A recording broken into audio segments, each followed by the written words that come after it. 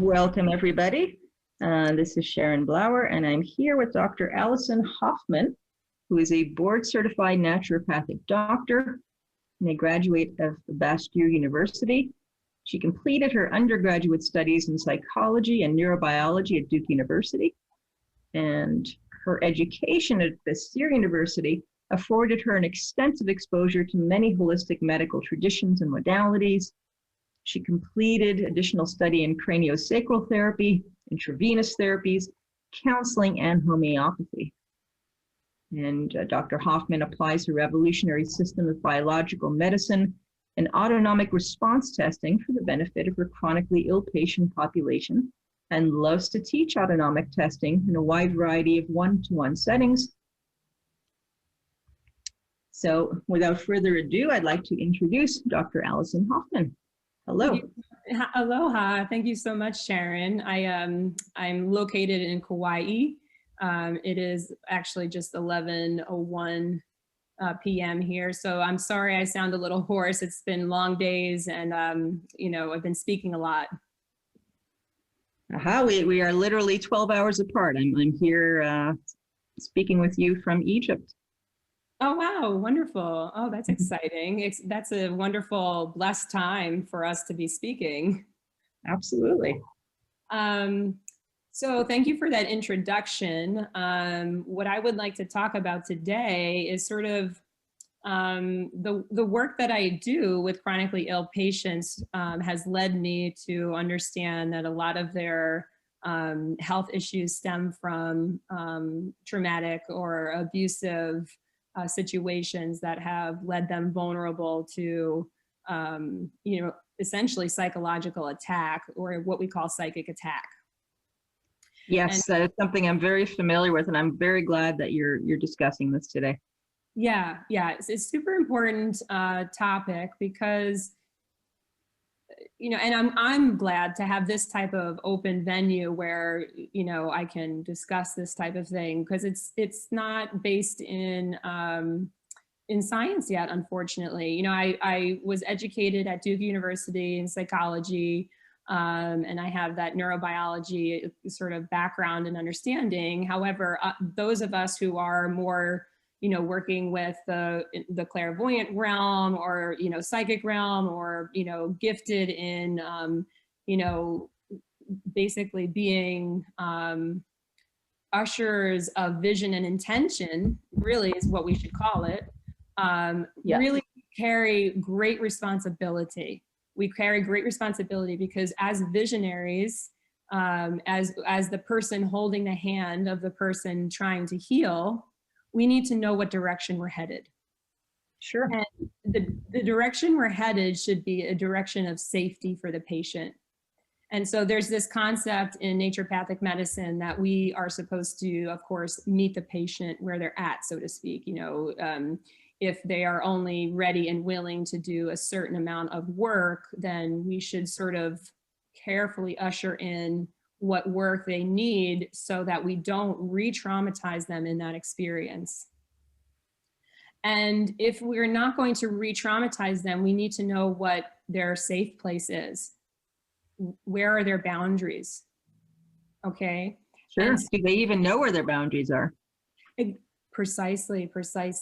And a lot of traumatized individuals do not know where their boundaries are. So that makes our role as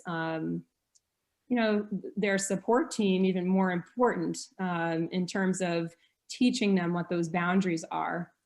And that's really critical to create a safe space. Yeah. Great. So what would you recommend, be it for the practitioner or for the patient, to first recognize what these boundaries are and help to implement it and not be robbed by manipulative people who are trying to strip people of their boundaries? Right. So the first part is to just take a detailed, history and really try to gather as much information as possible about what the patient has experienced. And of course, they're not going to be sharing necessarily all their information up front, but you can often hear, especially those of us who are gifted to be sensitive to the way that they're speaking about things, to see if they're speaking their truth, if they're comfortable, if they are, and that's just right. This is human nature, right? If we come powwow with one another, it's easy to know who's speaking in their power, so to speak. And of course, a lot of my patients are not speaking from a place of empowerment. They're speaking from that place of trauma. And so, kind of understanding the delicacy of that situation. And so Sure. gathering the history, really like asking openly and honestly, creating a safe space, creating that safe container for them to share, is critical. And of course, the flip side of that is, has the practitioner themselves done their trauma work? And if they haven't, then they really should only engage with the level to which they can engage. And so this is what I would like to offer to those of us who are clairvoyant. Let's be respectful of the fact that most people that we're going to be working with are either not able to access their clairvoyancy, or they're just not gifted in that way.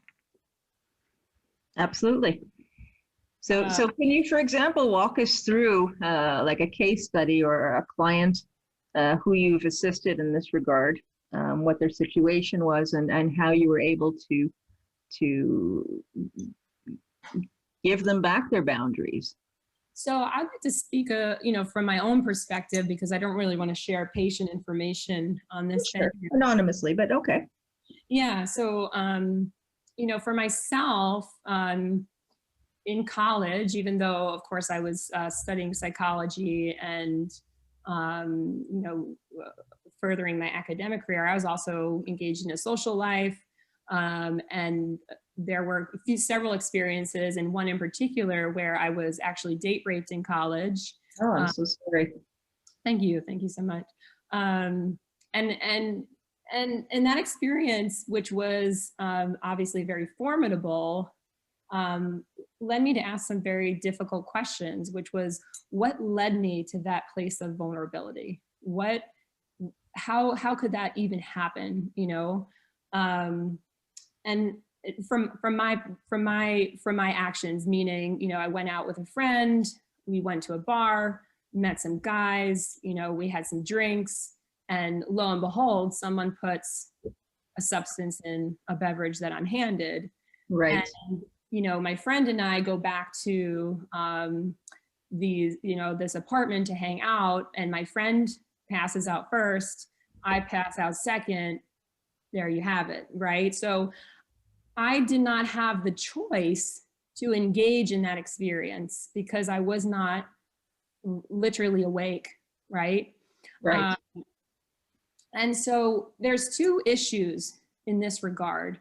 One issue is the fact that I didn't consciously remember most of that experience. Mm-hmm.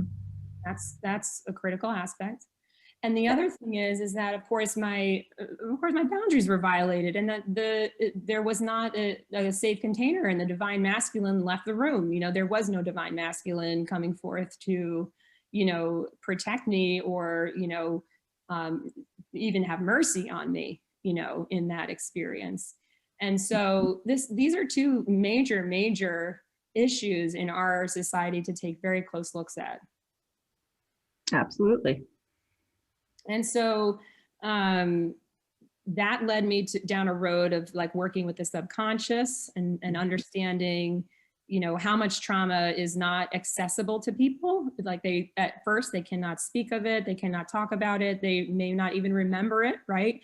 How much abuse happens in childhood, how much abuse happens, in moments of shock or what have you. And so, that's a big topic to discuss. Sure, they say that between birth and 7 years of age, we don't have any boundaries. We're literally sponges, just absorbing things. Precisely. And so, and if, we as again, we as parents haven't worked through our trauma. That's an important aspect as well, so that we can teach our children how to stay safe.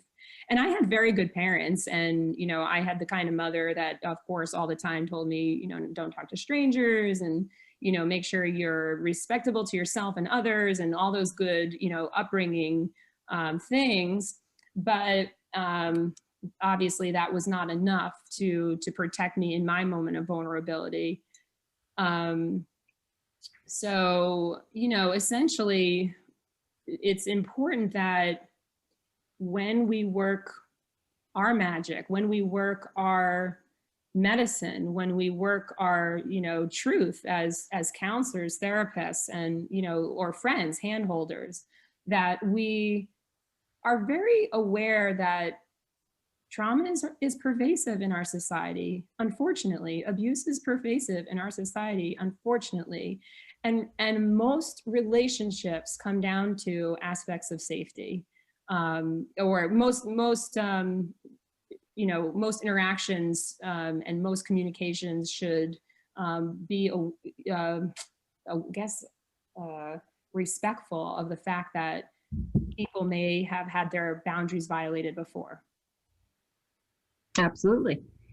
But of course, as you well know, there are people who take advantage of one's lack of boundaries, as you unfortunately experienced, be they narcissists, be they salespeople, be they anybody who wants to benefit from that lack of safety, even if it's to sell you safety. So exactly. So there's a lot of what's called dirty magic or black magic out there. And we as healers, really need to understand, what that is and what happens karmically when we engage in it. And, people I'd love to hear more about that. Well, people have different concepts of karma, and maybe one concept is, that we're moving away from a paradigm of karma, but, that may be the case as we move into this, new age, so to speak. But where the karma is still going to be part of our psyche, essentially, as we move out of this age. And so I think we're still going to be, stuck in it in a sense, in terms of our psychological orientation. And that being said, I guess I should also mention that, part of the reason why I came to Kauai as a healer was to heal myself, as many healers do, right? They go on that shamanic journey to, really do deep trauma work, or, understand where their arrow is coming from, so to speak, right? So this is a nice visualization for people. Okay. Like whenever we bring energy to another person or send energy to another person, is that coming from a place of loving kindness, or is it coming from another place? A very simple question. And are people even conscious of what they're sending? Right.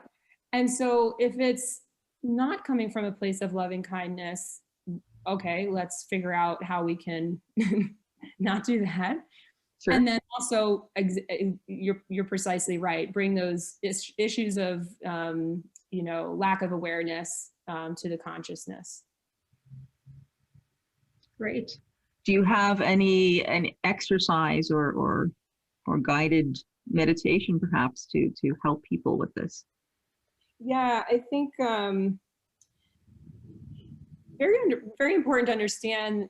I guess this is an easy way to understand it. Most people are aware that, trauma gets stored in the body. This is why body workers are so adept at moving trauma. Like, it's just beautiful work to be a, massage therapist or any type of body worker that is going to touch another human being's body, which one is one aspect of vulnerability, but also potentially be accessible to their areas of trauma. Yes. And so it's wonderful when you work with a body worker that has very good boundaries and work through their own trauma, and can really hold a safe container for the person, and of course do just, skillful work. And it's important for the person on the table to be able to voice or to be able to communicate what is okay and not okay for them. And so, of course, the person who is leading a session, the person that is the therapist, should be able to ask the client, is this okay with you or not okay with you, which a lot of, body workers do. But again, those of us who are more aware of trauma will pick up on, either sympathetic tone in the body. So when, people are in a fight or flight kind of state, or potentially when they're not speaking their truth. Exactly. I mean, I remember I was asked to provide a massage to this woman, and as soon as I touched her shoulder, I could feel that she had been sexually abused. Oh, precisely. And, Yes. Yeah, I confirmed it with a friend. Exactly. So, in that regard, are you going to jump and ask that woman, hey, what's the trauma in your left shoulder? Not necessarily. Exactly. She hasn't volunteered it, therefore. Right.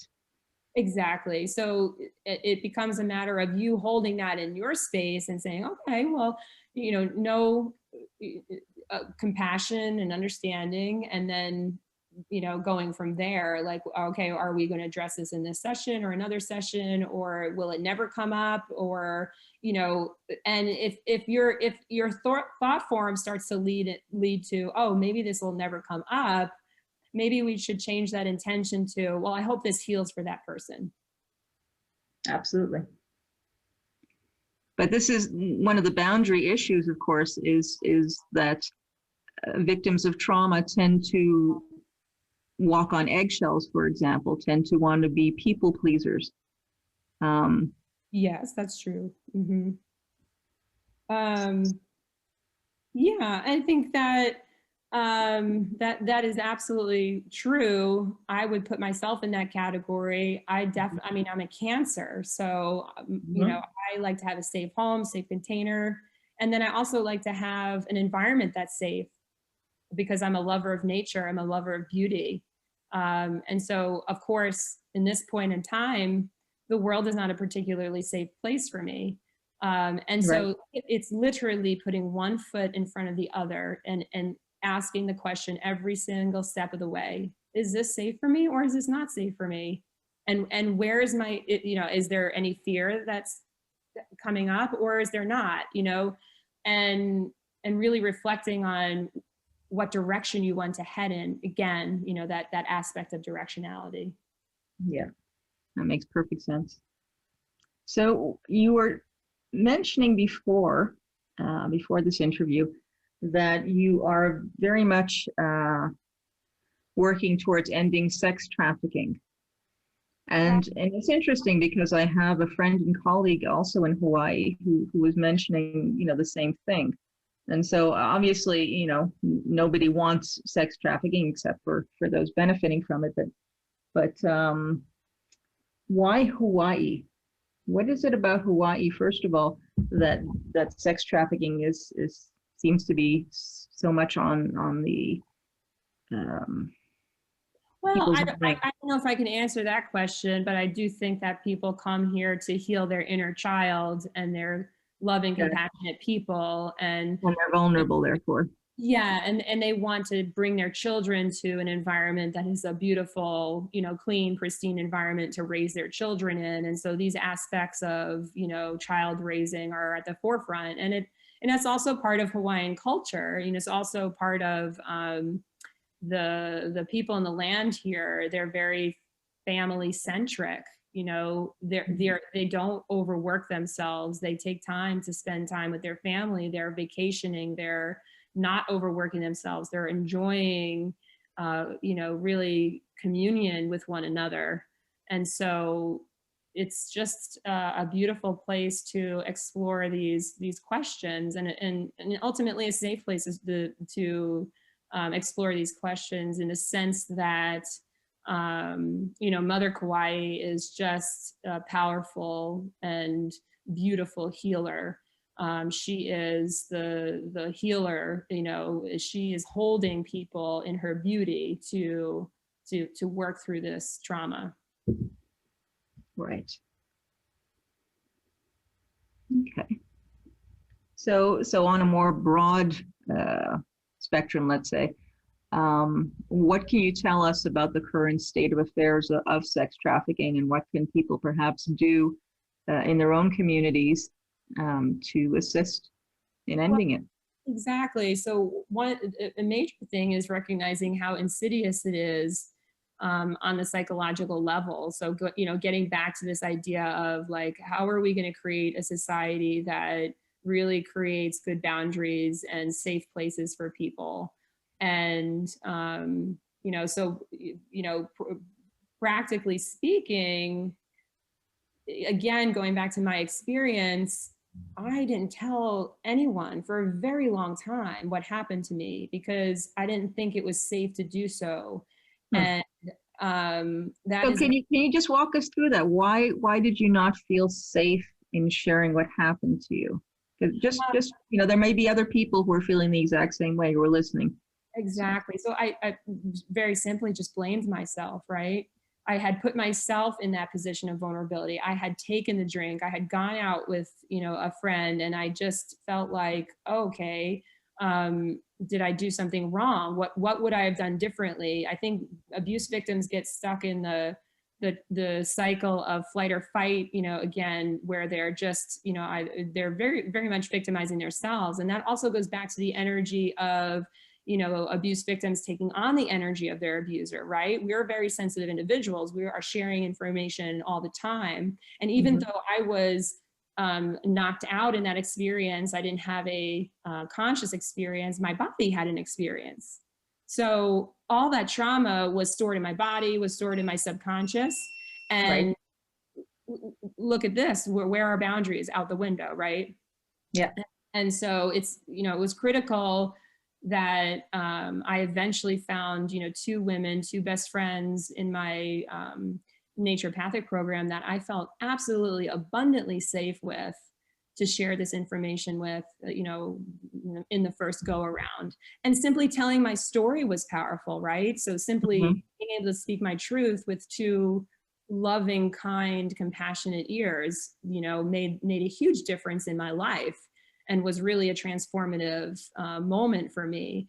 But going forward, of course, there was many other layers of working through that psychological, you know, piece of like, you know, why do I even live in a world where that's even possible? Absolutely. You know, and so, you know, again, that's kind of led me to this place of like, well, it's possible. Because obviously the man that raped me was not taught good boundaries, was not taught love and compassion in certain spheres of his existence. Absolutely. And also the same token for me, like you know, there's in retrospect, I would say I would have done certain energetic techniques that I know now in order to protect myself going out in a very like urban environment, which is very chaotic for a sensitive individual like me. And so when I go out into my environment, I want to make sure that I'm very, very, very, very protected so that, you know, I do not leave myself vulnerable to situations that kind of fry my nervous system, so to speak, if that makes sense. Yeah, it makes perfect sense. Yeah. So you're talking about these tools, these energetic tools that you have that you wish that you had back then. Is there anyone that you would like to share with the audience so that they can hopefully avoid such a situation? Yeah, I mean, one aspect is know thyself, right? Know who you are and what your needs are. If for example, if a friend asks you to go out and you haven't slept in 3 days, think twice about that. Know yourself. Know, you know, if you've taken care of yourself or not. And you know, then again, going back to this idea of directionality, you know, what is your intention when you're going out? Is your intention to be a victim in any way. Look at your upbringing, look at your ancestry, look at your, you know, there's just so many places in which there's like a victimhood mentality that can leave someone vulnerable to attack. Yeah. Yeah. Interesting. So, what do you wish you could have said to your younger self before she went out that night? Oh, so many things, because essentially there's so many things that our society does not teach young women about energy techniques. You bring up a good point, because one of the most common is this concept of Kundalini rising or prana rising, right? You're And right. so a lot of folks who are, you know, really blessed with a very cool energetic experience as a human being, have a lot of what we call Shakti, have a lot of energy coming from their first and second chakras that moves up. Mm-hmm. And in when this is the case, this is a very powerful energy, and it's not one that we should shame, and it's not one that we should not really take a good look at. It's natural, but in order to move that energy correctly, there's two questions that we need to ask. Is Mm-hmm. someone grounded? Yeah. And can someone let that energy out their crown chakra? And if those things aren't taught, then again, you know, an experience of Kundalini awakening or prana uprising, which is a lot of energy, can be lacking in directionality, you know, lacking in its, you know, ability to really spiral in the right way, to, and also to only be accessible to the individual who is demonstrating it or having it, meaning that, you know, again, teaching our young women and teaching our young men that the energy in their bodies is theirs, period. The energy in their body is theirs. So they first need to work with their own energy before engaging in other people's energy. Yeah, that makes perfect sense. And as I'm sure you know, there's been this much more use of psychotropic drugs, the ayahuasca, etc. And so how does vulnerability and boundaries play into that? Great question. I worked with a doctor in Seattle who was a medical doctor, and I would refer my patients to him for certain types of therapies like ketamine therapy, which Mm-hmm. I'm a big fan of, and creates a state of, it's, you know, people use psychedelic medicine to essentially reestablish a certain you know, physiological state in the body. And let's just kind of dumb it down to that parasympathetic state, so that, you know, rest and digest state where, you know, someone's very comfortable and can explore other aspects of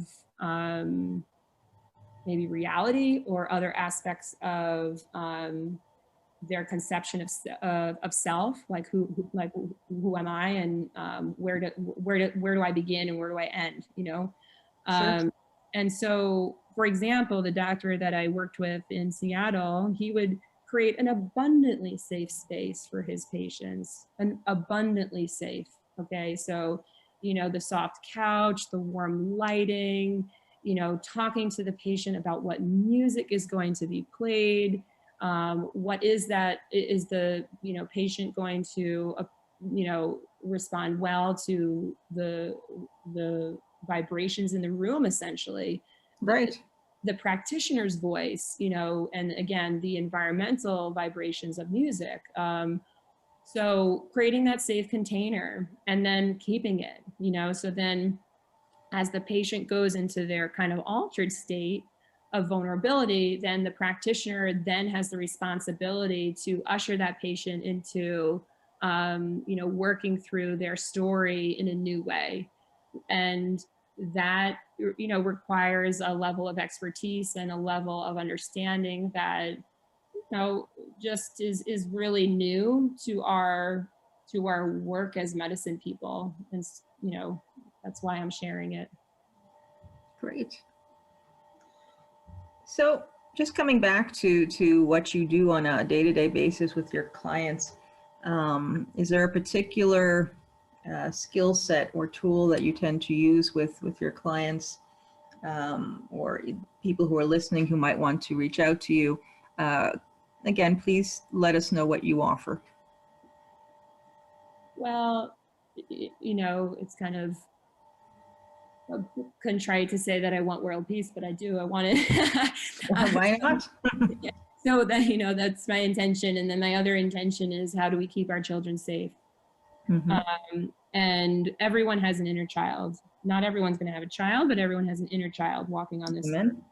Mm-hmm. And we are also children. And we also, so we need to kind of work with these concepts, right? We need to understand, where's our inner child at? Has it been taken care of? What was our upbringing like, et cetera? As you mentioned earlier, those formative years, Mm-hmm. you know, so much is imprinted on us during those years, you know? And then understanding, you know, as we go on in life, that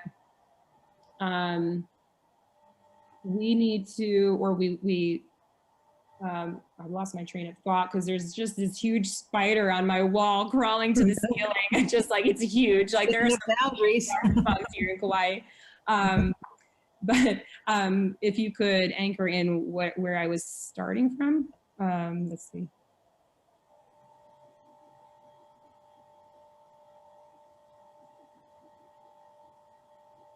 Right. So understanding the inner child, exactly. So going, you know, starting from the inner child work, and then also understanding, like, how are we as role models? How are we as parents operating? You know?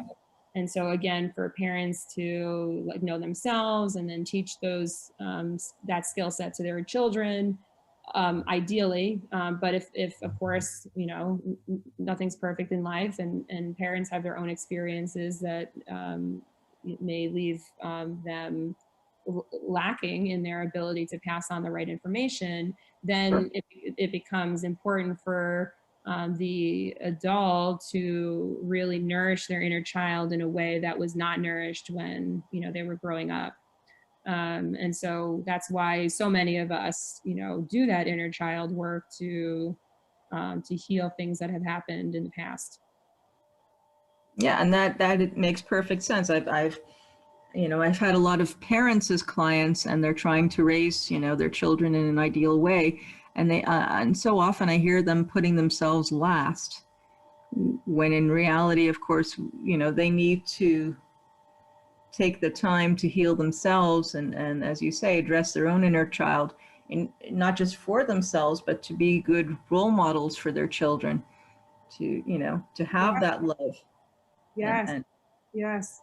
Yes, exactly. And I think that, so, I mean, so many people have shared with me lately, like, I, you know, saying, I don't even remember what play is anymore.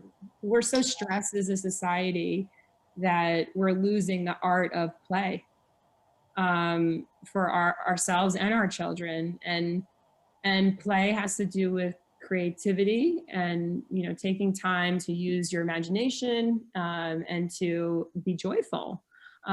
So gosh, you know, that's a good place to start, you know, teaching our children to play.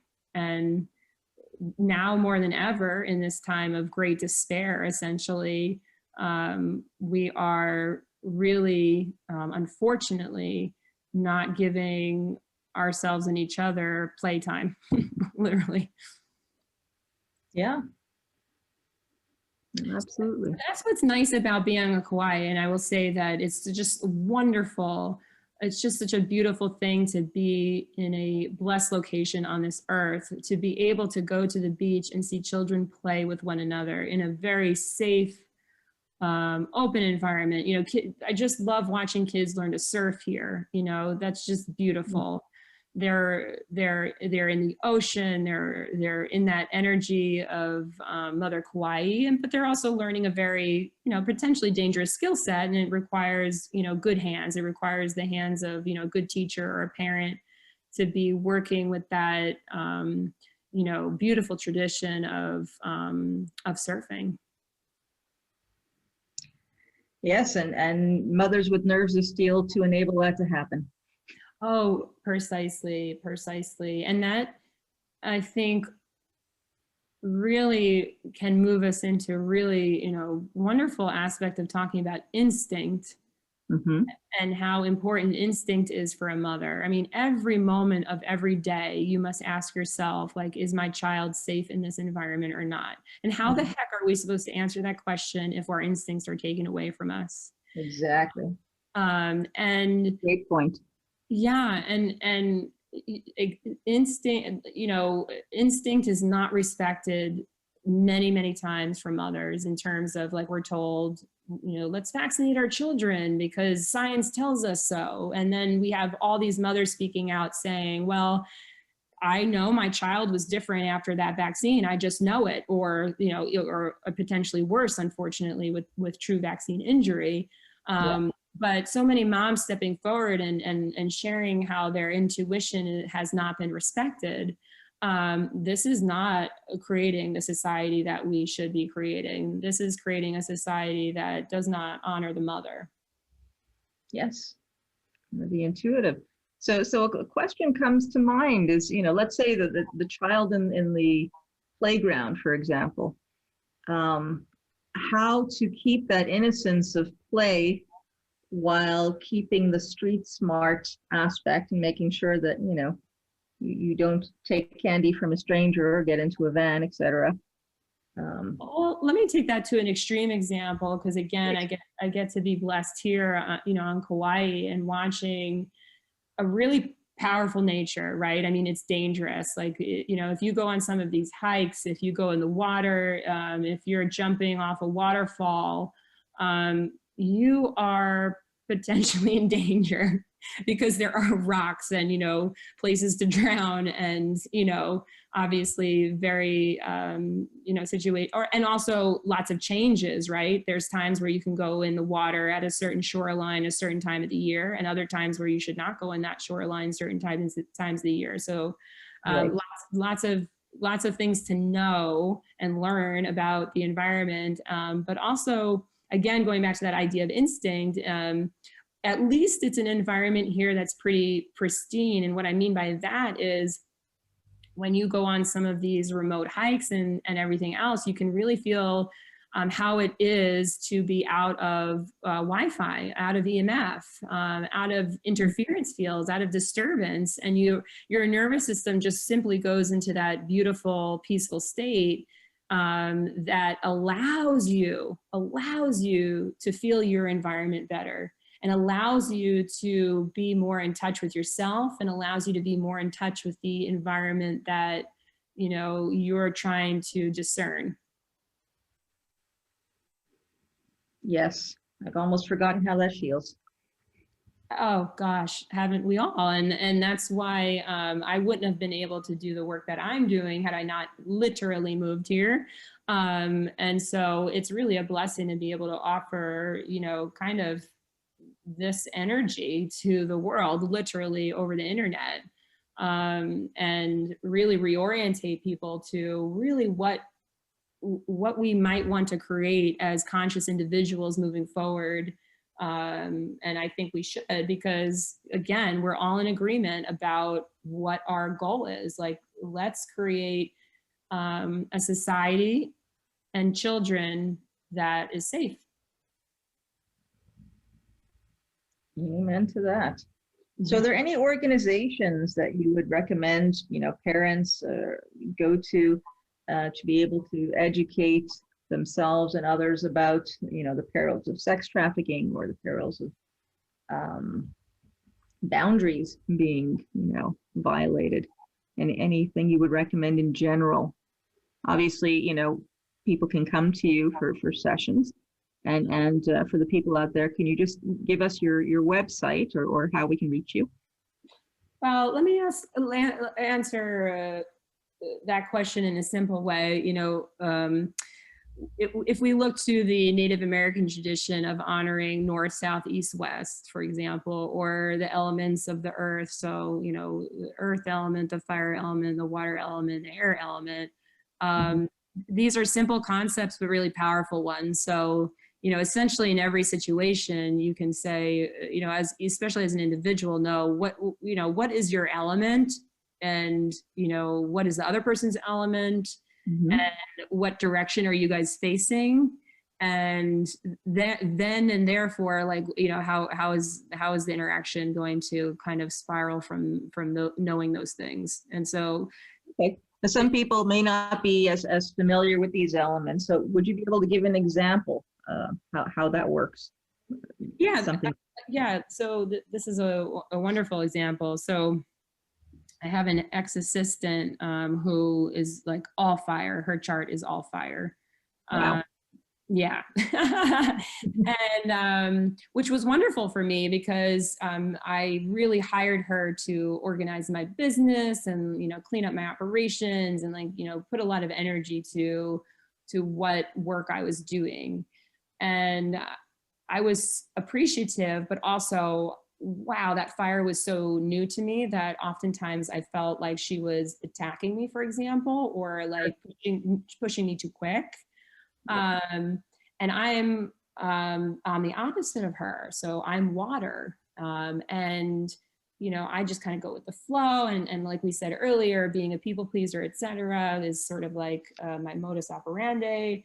And, having Sahara as a teacher was really formidable in learning boundaries and also learning directionality. So when Sahara and I came together, we started to learn that, okay, Sahara's coming with fire and she wants to point her arrow and shoot it.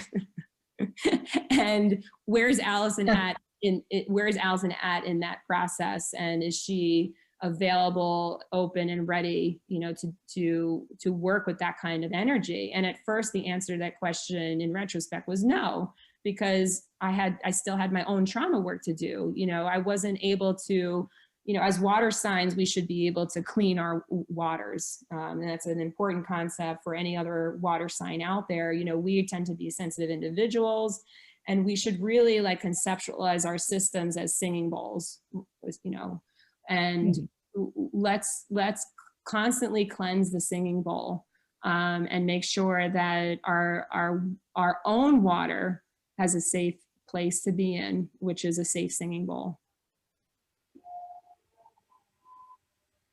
Makes perfect sense. And for the fiery one, what would you advise her to be doing? Also, well, again, just that aspect of directionality. I mean, that wasn't an issue in that relationship because the woman I was blessed to work with had such beautiful vision and intention, so that was not an issue. So it was really about me doing my own work so that we could come together with her power, and I could sit there and be, the vessel of creativity that I am, but doing that from a very, from a higher vibration state, from a wholer state, a more healed and complete state. Beautiful. And what can you tell us about more earthy or air types, what their challenges might be in this situation? Well, air types simply, that's again, like grounding is important. And also knowing your, knowing the wind, knowing the direction is very important. So that's constantly. So by knowing the direction, can you explain that a little bit, please? The concept of air. Knowing direction, you said. The direction of the wind. Yeah, again, going back to the north, south, east, west. So if you're an air sign, you really want to constantly orientate yourself to where the heck are you in the world? And we verbalize that as north, south, east, west, but you can take this back to instinctual traditions in the animal kingdom of simply knowing where you're at simply in your bones, simply by being the animal that you are, and knowing where you stand in the kingdom, the animal kingdom. And that's a deeper concept of you know, some beautiful work in that tradition of you know, really going back to, like, for example, the way that hunters used to operate in native traditions. You know, they didn't have a compass, they didn't have the tools and technologies that we have, but by God, they were able to find their prey. Why? Because they knew their environment, and they were very, very much in touch with the earth, and they were barefoot on it, and they knew exactly how to listen to the environment in a way, and also respect the environment in a way that would allow them to, you know, nourish themselves from the earth in a respectful manner. Lovely.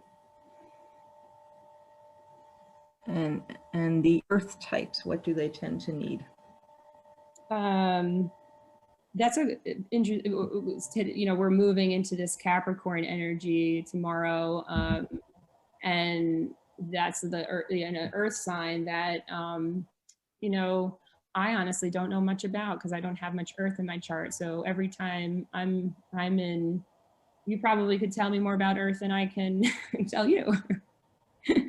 But essentially, especially now that I'm tired and it's 11:46, not quite.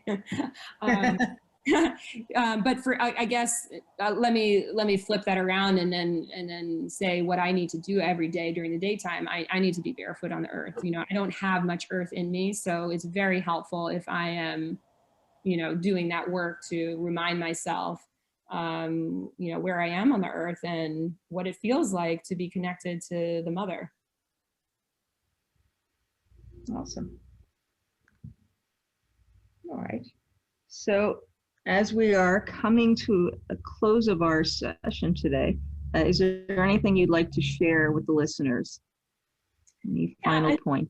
Yeah, the final point, speaking of about the mother, is that so many mothers blame and shame themselves for their failures and their you know, maybe lack of education or lack of ability to provide for their children. And, you know, I think that essentially I want to just say a prayer for mothers. I want to pray that this changes in the motherhood mentality, so that women have access to the tools that they need to heal themselves, and they are more available in their nervous systems to use their instincts. Amen to that. Yeah. Great. As we say in the tradition, ho, which has directionality. So I say that prayer and I bless it into the world, so that mothers feel educated, safe, and wise to usher their children into adulthood. Beautiful. And you're hoping for a much healthier future generation from all that wisdom. Yes, amen. So Well, would you like to share your website details for those who want to get in touch with you, or some other means of reaching out to you? Well, right now I'm not taking any new patients. My practice is full. But of course, people go to that website to learn a little bit about the naturopathic work that I do, which is www.allisonhoffman.com. So it's ALLISONHOFMANN.com. So pretty simple. And you can go to my website to just read a little bit about the naturopathic work that I do. And I would say, in terms of, love and like relearning love and kindness and relearning play and relearning boundaries, we should all watch Mr. Rogers. Again. I'll have to go sweater shopping. Exactly. It's funny. Oh gosh. So awesome. thank you very much for your time. And, My pleasure. and sweet dreams. I know it's late. Yes, you too. Well, enjoy your day. Thank you very much. All right. You're welcome. Bye-bye. Bye-bye.